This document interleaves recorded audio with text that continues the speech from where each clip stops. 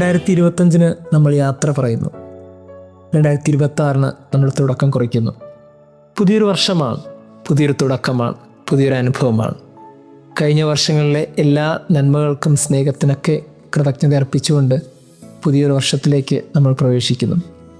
ഇന്നത്തെ സുവിശേഷ ഭാഗം ആട്ടിടയന്മാർ ഉണ്ണീശയെ കാണാൻ പോയതാണ്. അവർ ഓടിപ്പോയി അതിനുശേഷം ആ കാഴ്ച കണ്ട് അത്ഭുതപ്പെട്ടു. അത് മറ്റുള്ളവരോട് പറഞ്ഞു. ഇങ്ങനെ ഒരു കുഞ്ഞിനെ കാണാൻ വേണ്ടി ഒത്തിരിയേറെ പേര് ഓടി വന്നതിൻ്റെ സംഭവമാണ് നമ്മളിന്ന് സുവിശേഷത്തിൽ വായിക്കുന്നത്. തൊട്ടടുത്ത വചനം മറിയം ഇതെല്ലാം ഹൃദയത്തിൽ സംഗ്രഹിച്ചു എന്നതാണ്. അവൾ അമ്മയായി എന്ന് പറയുന്നതിനേക്കാളും ആ കുഞ്ഞ് വ്യത്യസ്തനായ കുഞ്ഞാണെന്ന് അവൾ തിരിച്ചറിഞ്ഞ രാത്രിയാണെന്ന്. ദൂതൻ ഇതിനു മുമ്പ് കുറേ കാര്യങ്ങളൊക്കെ പറഞ്ഞിട്ടുണ്ട്, കാര്യങ്ങളൊക്കെ അറിയാം. പക്ഷേ എങ്കിലും ഇത്രത്തോളമൊന്നും പ്രതീക്ഷിച്ചില്ല. ഇങ്ങനെ എൻ്റെ കുഞ്ഞിനെ തേടി ഓരോ മനുഷ്യരും പലയിടങ്ങളിൽ നിന്ന് ഓടി വരുന്നു. അവർ എൻ്റെ കുഞ്ഞിനെ കണ്ട് അത്ഭുതപ്പെടുന്നു, അവർ ദൈവത്തെ മഹത്വപ്പെടുത്തുന്നു, അവരെല്ലാവരോടും പോയി പറയുന്നു അവൾ അമ്മയായി.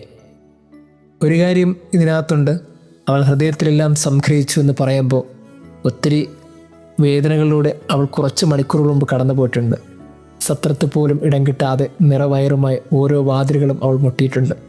ഒരു വാതിലുകളും അവൾക്ക് തുറക്കപ്പെട്ടിട്ടില്ല. ഒടുവിൽ കാലികളുടെ ഇടയിൽ തൻ്റെ കുഞ്ഞിന് ജന്മം നൽകേണ്ട ഒരവസ്ഥയിലെത്തി. എന്നിട്ടും ആ കുഞ്ഞിനെ തേടി പലരും വന്നു. ഇനി കുറച്ചു കഴിഞ്ഞ് സംഭവിക്കാൻ പോകുന്നതും ഇതിനേക്കാളും വളരെ മോശം സാഹചര്യമാണ്. ഒരു ദേശത്തു നിന്നും മറ്റൊരു ദേശത്തേക്ക് ആ കുഞ്ഞിനെയും കൊണ്ട് ഓടിപ്പോകണം. ഇതെല്ലാം സംഭവിക്കാൻ പോകുന്നതും സംഭവിക്കുന്നതുമായ എല്ലാ കാര്യങ്ങളും ഉള്ളിൽ നിൽക്കുമ്പോഴും അവളെല്ലാം ഹൃദയത്തിൽ സൂക്ഷിച്ചുകൊണ്ടേയിരുന്നു. ഈ ഒരു പുതിയ വർഷം അതിനുള്ള സമയമാകും. മറിയം നമുക്ക് നൽകിയ സാധ്യതയാണ് ഈ ഒരു പുതിയ വർഷം. അതുകൊണ്ടാണല്ലോ കത്തോലിക്ക സഭ എല്ലാ പുതുവത്സര ദിനത്തിലും ദൈവമാതൃത്വ തിരുനാൾ ആഘോഷിക്കുന്നത്. കാര്യം ഇത്രയേ ഉള്ളൂ, അമ്മയിൽ നിന്ന് തുടങ്ങണമെന്ന് സഭ എപ്പോഴും ആഗ്രഹിച്ചിട്ടുണ്ട്. പുതിയൊരു വർഷം അമ്മയുടെ ചൈതന്യത്തിൽ തുടങ്ങണം, അമ്മയുടെ കാൽ കീഴിൽ നിന്ന് തുടങ്ങണം. ആ അമ്മ എല്ലാം ഹൃദയത്തിൽ സംഗ്രഹിച്ചു. കഴിഞ്ഞ ഒരു വർഷത്തെ ഓർക്കുമ്പോൾ ഒത്തിരിയേറെ മോശം അനുഭവങ്ങൾ ഉണ്ടായിട്ടുണ്ടാകും. ഒരിക്കലും ഓർക്കരുത് എന്ന് ആഗ്രഹിക്കുന്ന രീതിയിൽ ചില മനുഷ്യർ ജീവിതത്തിലൂടെ കടന്നു പോയിട്ടുണ്ടാകും. ജീവിതത്തിലുണ്ടായ നഷ്ടബന്ധങ്ങളും നഷ്ടസ്നേഹത്തിൻ്റെയും കഥകളുണ്ടാകും. എന്നാൽ അതേ കണക്ക് തന്നെ ഏറ്റവും മാധുര്യമേറുന്ന സ്നേഹത്തിൻ്റെ അനുഭവങ്ങളും ഉണ്ടാകും. ഇനി ഒരിക്കലും കടന്നു വരാൻ കഴിയാത്ത വിധത്തിലുള്ള മനുഷ്യരുടെ ഇടപെടലോ ജീവിതത്തിൻ്റെ സൗന്ദര്യമുള്ള നിമിഷങ്ങളും കടന്നു പോയിട്ടുണ്ടാകും. ഇതെല്ലാം ഹൃദയത്തിൽ സൂക്ഷിക്കാനുള്ളതാണ്. ഏറ്റവും മോശപ്പെട്ട അനുഭവത്തിലൂടെയും ഏറ്റവും മാധുര്യമുള്ള അനുഭവത്തിലൂടെയും കടന്നു പോകുമ്പോൾ പറയത്തെ പോലെ എല്ലാം ഹൃദയത്തിൽ സൂക്ഷിക്കണം. എല്ലാം വെളിപ്പെടുത്താനുള്ളതല്ലല്ലോ. അതാണ് ദൈവമാതൃത്വ തിരുനാൾ. സഹനങ്ങളിലൂടെയും കണ്ണുനീരിലൂടെയും കടന്നു പോയൊരമ്മ ഈ ഭൂമിക്കുണ്ടായിരുന്നു. അവളിലൂടെ ഈ ഭൂമിക്ക് ലഭിച്ചത് രക്ഷയാണ്. അവളിലൂടെ ഈ ഭൂമി കണ്ടത് രക്ഷയുടെ മുഖത്തെയാണ്. എന്നാൽ അവൾ കടന്നുപോയതോ അവസാനം വരെ കണ്ണീരും വേദനയാണ്.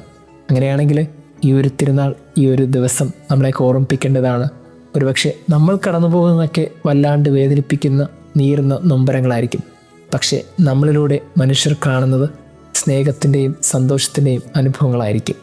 അങ്ങനെയാണെങ്കിൽ മറ്റാർക്കൊക്കെ ഒരുക്കിത്തീരുന്ന ഒരു വെളിച്ചമായിട്ട് നമ്മൾ മാറുന്നുണ്ടെങ്കിൽ, എവിടേക്കോ കത്തിയിരിക്കുന്ന ഒരു നാളമാകുന്നുണ്ടെങ്കിൽ ചില നാളങ്ങളൊക്കെ നല്ലതാണ്.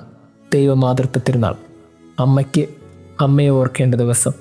ഈ ഭൂമിയിൽ ഒരുക്കിത്തീരുന്ന ഒരമ്മ കത്തോലിക്ക സഭയ്ക്കുണ്ട് എന്ന് നമ്മളൊക്കെ ഓർക്കണം. ഉള്ളിൽ സൂക്ഷിച്ച ആ കുഞ്ഞ് എല്ലായ്പ്പോഴും ജീവിതത്തിൻ്റെ ഏതൊരു അനുഭവങ്ങളിലൂടെ കടന്നു പോകുമ്പോഴും എല്ലാം ഹൃദയത്തിൽ സൂക്ഷിക്കാനുള്ളതാണെന്നൊരു തിരിച്ചറിവുണ്ടാകുമ്പോൾ ദൈവത്തിന് മഹത്വപ്പെടുത്താൻ മാത്രമേ നമുക്കൊക്കെ സാധിക്കുകയുള്ളൂ. ഈ ഒരു വർഷം പുതിയൊരു തുടക്കമാകട്ടെ. ഉള്ളിൽ സൂക്ഷിക്കുന്ന നൊമ്പരത്തിൻ്റെയും മാധുര്യത്തിൻ്റെയും അനുഭവങ്ങൾ കൂടുതൽ നന്മയിലേക്ക് നടന്നു നീങ്ങാനുള്ള വെളിച്ചമാകട്ടെ. അമ്മയുടെ കാൽ കീഴിൽ നമുക്ക് തുടങ്ങാം. അവൾ ആ കാലത്തെഴുത്തിൽ ആരംഭിച്ചതാണ് എല്ലാം ഹൃദയത്തിൽ സംഗ്രഹിക്കാൻ. കാൽവരി വരെ അവളെല്ലാം ഹൃദയത്തിൽ സൂക്ഷിച്ചു. അങ്ങനെയാണെങ്കിൽ അവളുടെ ഉള്ളിലുണ്ടായിരുന്നത് സമ്മിശ്രമായ അനുഭവങ്ങളാണ്. പക്ഷേ അവൾ എത്തിച്ചേർന്നത് ദൈവത്തിൻ്റെ മാതാവെന്ന ഏറ്റവും മനോഹരമായൊരു ഉന്നതങ്ങളിലേക്കാണ്. നമ്മളും ഹൃദയത്തിൽ സൂക്ഷിക്കുന്ന എന്ത് അനുഭവങ്ങളായിരുന്നാലും അതൊക്കെ എത്തിക്കുന്നത് ഏറ്റവും മാധുര്യമുള്ള അനുഭവങ്ങളിലേക്കായിരിക്കും. ദൈവം നമ്മെ അനുഗ്രഹിക്കട്ടെ. മാതാവേ, ദൈവമാതാവേ, അടിയങ്ങൾക്കാശ്രയ തീരമല്ലേ, പുണ്യമല്ലേ, സൗഭാഗ്യമല്ലേ, അശരണർക്കെന്നും നീ അഭയമല്ലേ. മാതാവേ, ദേവമാതാവേ അടിയങ്ങൾക്കാശ്രയ തീരമല്ലേ.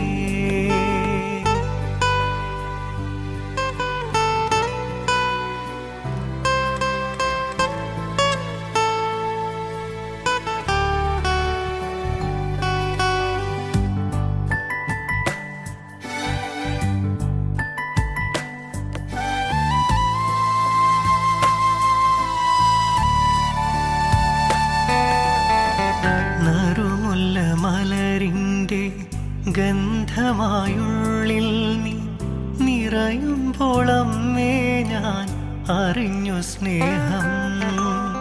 നറുമുല്ല മലരിൻ്റെ ഗന്ധമായുള്ളിൽ നീ നിറയുമ്പോൾ അമ്മേ ഞാൻ അറിഞ്ഞു സ്നേഹം.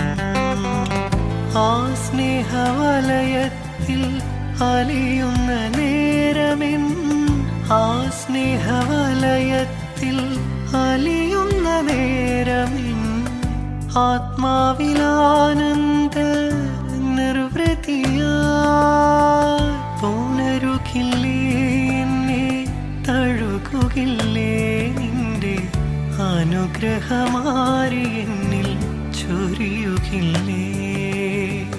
പുണരുകില്ലേ എന്നെ തഴുകുകില്ലേ നിന്റെ അനുഗ്രഹമായി എന്നിൽ ചൊരിയുകില്ലേ.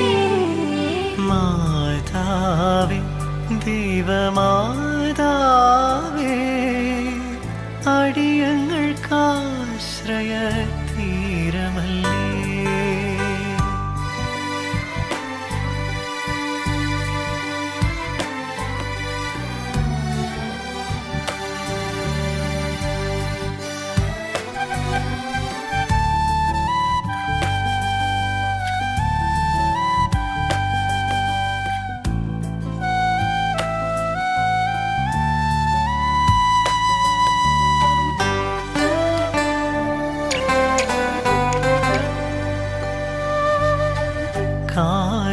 കാരുണ്യമലയിടും നിന്ദിവ്യനയനങ്ങൾ നൽകുന്ന സാന്ത്വനം ഞാനറിഞ്ഞു.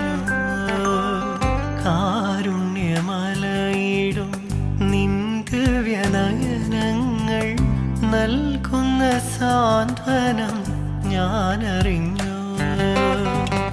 ആ സ്നേഹസ്പർശത്തിൽ അലിയുന്ന നേരമെൻ, ആ സ്നേഹസ്പർശത്തിൽ അലിയുന്ന നേരമെൻ മനസ്സിളം പൈതലിൻ ഭാവമാർന്നു പുൽകുകില്ലേ എന്നെ ചേർക്കുകില്ലേ നിന്റെ ഇളനീലക്കാപ്പയിൽ പൊതിയുകില്ലേ.